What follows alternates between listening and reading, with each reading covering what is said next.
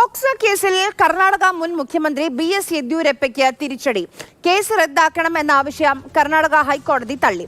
KB. Sreedharan വിവരങ്ങളുമായി ചേരുന്നുണ്ട്. ശ്രീധരൻ, യെദ്യൂരപ്പയുടെ ആവശ്യം ഈ കേസ് റദ്ദാക്കണമെന്നുള്ളതായിരുന്നു. എന്താണ് കോടതി പറയുന്നത്?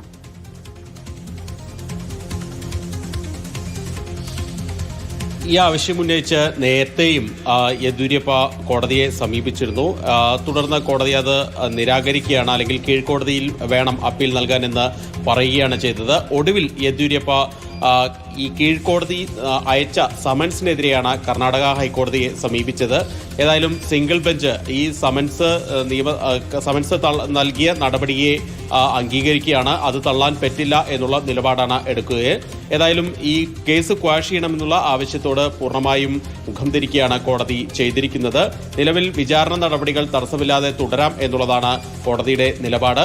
മറ്റൊരു പ്രധാനപ്പെട്ട ഒരു കാര്യം, അത്യാവശ്യമുള്ള സന്ദർഭങ്ങളിലൊഴികെ യെദ്യൂരപ്പയെ നേരിട്ട് ഹാജരാവുന്നതിൽ നിന്ന് കോടതി ഒഴിവാക്കിയിട്ടുമുണ്ട്. ഏതായാലും ജനപ്രതിനിധികൾക്കായിട്ടുള്ള പ്രത്യേക കോടതിയിൽ കേസിന്റെ വിചാരണ നടപടികൾ തുടങ്ങും എന്ന് തന്നെയാണ് മനസ്സിലാക്കുന്നത്.